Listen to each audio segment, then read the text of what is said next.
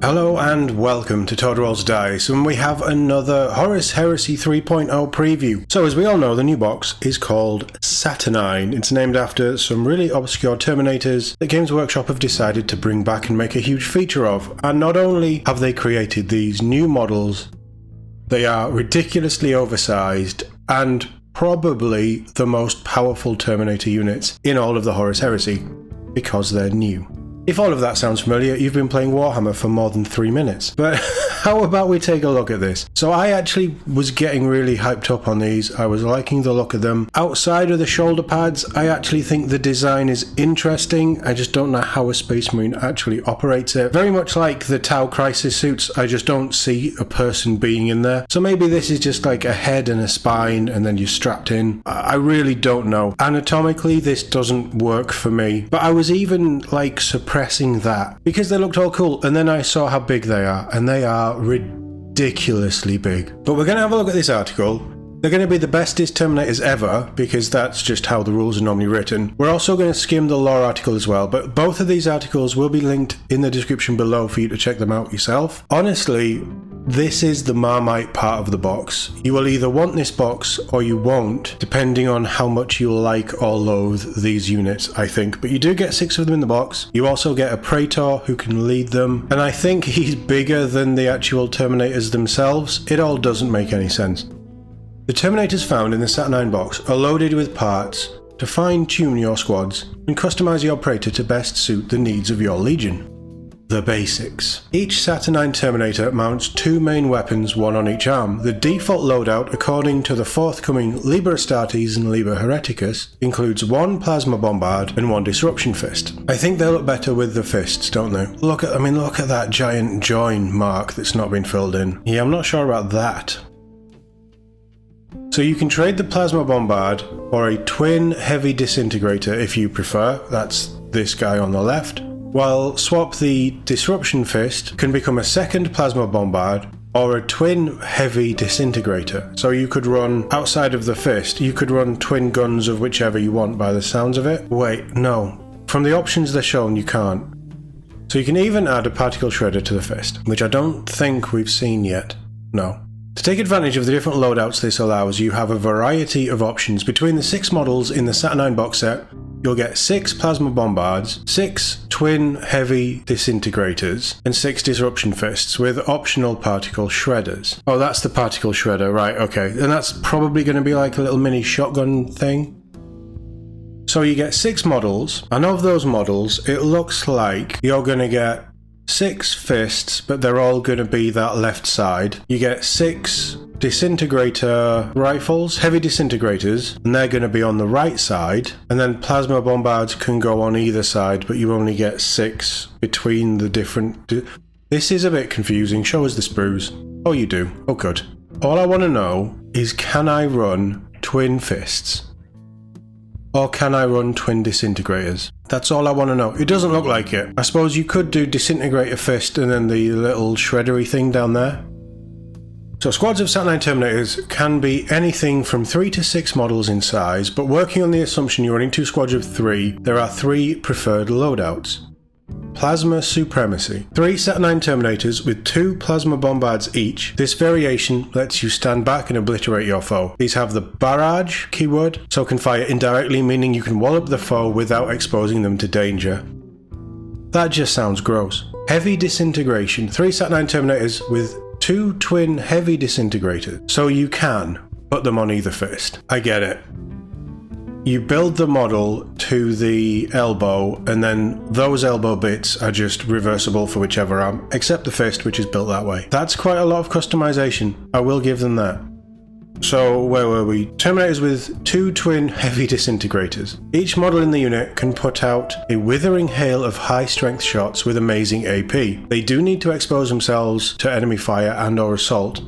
The tanks and dreadnoughts, beware. You're a 3 wound Terminator body. Chassis, whatever you want to call it. I don't think you're that bothered about incoming fire. Or you can build them as a multi-role. This option is tactically flexible. Consider 2 with disintegrators and 1 with the Plasma Bombard, plus a Disruption Fist with Particle Shredders for everyone. Won't be tied to anyone who ends up in assault range. You probably want to specialise these a little bit though, don't you? Having 3 with the plasma bombards makes sense. They're just raining fire, and then 3 for closer. I don't know. I mean, you've got the options. It depends on the points. It depends how you want to build them. But it does look like you build this suit up to the elbow, and then from elbow down it's completely interchangeable, gun-wise. I think they look cooler with the disintegrators. I think the disintegrators in general just look really cool. Are we thinking that there's going to be upgrade sprues for extra weapons for these guys down the line as well?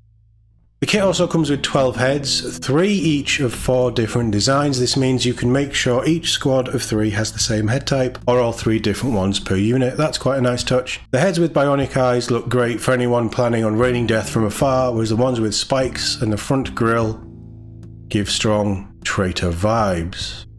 Or just scary assault stuff. I really like that. That reminds me of the Gladiator helmet from the first Gladiator. I quite like that one as well. They're all quite nice, to be honest. So you can look at the sprues. It's worth adding there's a pleasing amount of posability with all the weapon arms, with the way the arms attach to the shoulders and guns respectively. While each disruption fist has an open and closed hand option. That's really cool. All this means that no 2 Saturnine Terminators in your force should look quite the same. So you can blow these out and have a look if you want. I am not going to do that on this video. Like I say, articles in the description below.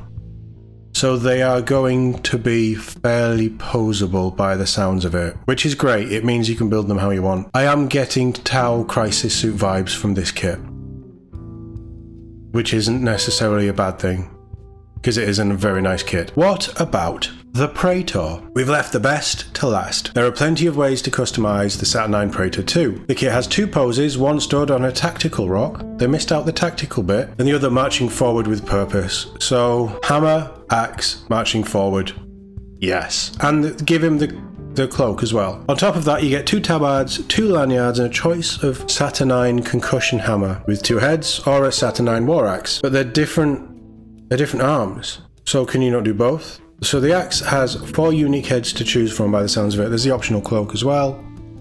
Always give him the cloak. I'm just looking at the hammer. Yeah, the hammer and the axe are on different arms. So you can go melee blender. That sounds fun. That model, the size of the model put me off, but also that pose just doesn't work for me. Whereas that pose, I really like that pose. And when we saw on the preview they had other chapters painted up like this, they looked amazing. I do like how customizable this stuff is as well, that's really nice. Come back tomorrow to find out how they play. Oh wow, we're not getting a lore drop tomorrow, we're getting proper rules. Interesting. So the quick start rules found in Saturnine describes all of the range weapons in the kit as Saturnine cannons. Once you've had a few practice games in, you'll definitely want to use the profiles found in the levers. So you're going to get a quick start in this box, doesn't really surprise anyone. But they have obviously simplified it for your first starter games if you've never done Horus Heresy. Yeah, the sprues look pretty nice. I love a good sprue view. I always have. It's a big shame that we miss a lot of it on the website these days for the newer models. But I do like looking at the sprues, mainly because I'm working out which options I'm going to kit bash. 1, 2, 3, 4. It looks like it's going to be 2 of these, do we think? And they're the same weapon, so why would there be 4 in there? Maybe we're not seeing all the sprues. I don't know, maybe we are. I'm sure somebody can figure out how many pieces of shoulder pad are on there. But it looks like we're missing some stuff. But there is a lot of options, there's a lot of different hands and things. The fact that the fists can be made with open and closed hands is a nice touch. And as we've seen, you can switch weapons out. They've made it sound in this article that you can switch out. You can have 2 of the same weapon on every model. And even if that isn't the case, it looks like, actually looking at how they've built them, certainly these bits down here, it looks like these are just going to be universal joint, so you can fit whichever where. Obviously think about the fist and things and make sure it's not on backwards. I think twin fists would look awesome. But there was a fist. Yeah, so the Praetor has a fist, so you could maybe build one of them with twin fist using parts from this kit if you don't use that hand. But looking at the Space Wolves, the new 40k Space Wolves stuff recently, axe and hammer on one guy just charging at people sounds ridiculously cool. Yeah, I don't know. I mean, my biggest issue with these is the size of them. Certainly compared to the other Horus Heresy stuff and the other Horus Heresy Terminators. I understand that these Terminators would be bigger anyway, but they still have to fit a normal sized Space Marine in them. So how do they fit? I'm someone who likes a bit of detail with my sci-fi. I can suspend my belief quite a lot of things, but sometimes I just need my brain to figure it all out. And these look like these Space Marines would be bigger than a normal Space Marine by a good chunk if they're standing in this. Head's there, torso would probably end there, so their legs, their hips probably there, starting there. The leg isn't going to reach down there, and their knee is probably about that point. So where this leg bends is going to be shattering their lower leg, which doesn't work.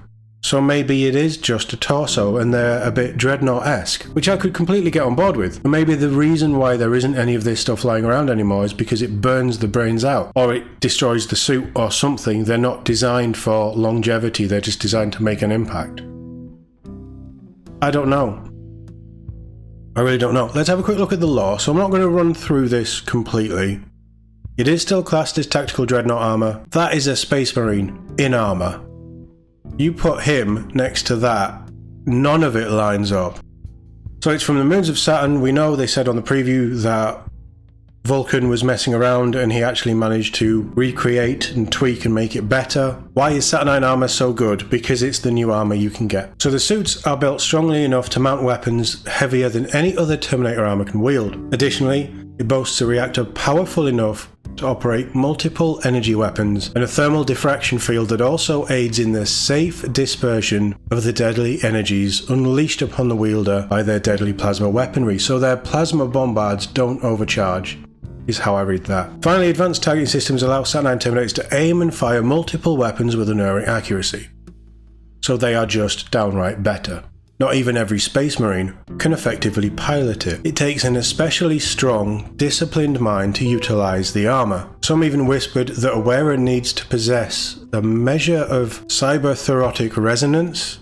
I don't know what that is, although few are willing to speak upon this. Regardless of the difficulties of finding suitable pilots, each legion is able to field Saturnine Terminators in at least limited quantities. The practical advantages it offers outweighs other concerns, so that does make it sound like they burn you out. And not everybody can do it. So I hope that so this is the kind of thing, I know that they won't because they want to sell new models. I understand that, that's fine. It actually looks like it's a design feature, isn't it, that the gauntlets are split. It looks nice in Blood Angel. That looks fine. I mean, it's ultramarine blue, isn't it? That looks really cool in Iron Warrior. I love the fire, the molten-y bit around the shoulder pads, but I always love the salamander green. And they look pretty good in Emperor's Children purple as well. With 6 Saturnine Terminators and the Saturnine Praetor inside the Saturnine box, you'll have the chance to feel like one of Vulcan's very lucky brothers yourself. The only question is whether you'll use yours to defend the Imperium or to let the galaxy burn. Obviously, new models, generic new models, they want everybody to be able to use them. I have no problem with that, it makes sense. I mean, Vulcan made them, gave them to everyone. What I would love to see in army building, and this isn't going to happen, there will be people who field as many of these as they can, probably because at 3 wounds, decent toughness, and with the plasma bombards, we've just found out they can shoot without line of sight, which is a bit ridiculous. There will be people who take loads of these, and that's fine. If you want to play that way, if you just love these models, great, do it. But I feel like outside of the Salamanders, you should be limited to 1 squad of these for your entire army. Because they sound, certainly this bit, it sounds like it's very rare for a Space Marine to be able to wear them. And it also adds to the themey nature of it. But if you want to take 18, hey, take 18. I probably wouldn't. If I was going down this route, I'd be doing Space Wolves. I don't know if I'd use these, but I think they're going to be good. I mean, obviously they're going to be good. They're the new stuff. They're going to be the best thing in the box, rules-wise. And we'll see where we go from there. But as a design, as a suit of armor, of space fantasy armor, I think that they look really nice. I'd prefer the disruption cannon things over the plasma bombards, if I'm honest. But I just don't understand why they're so big. They almost look Primaris scale. There, I said it. I said it. I've created heresy of my own, but I am interested to know what you guys think, so let me know in the comments below. But as always, thank you very much for watching, and I'll see you all in the next one.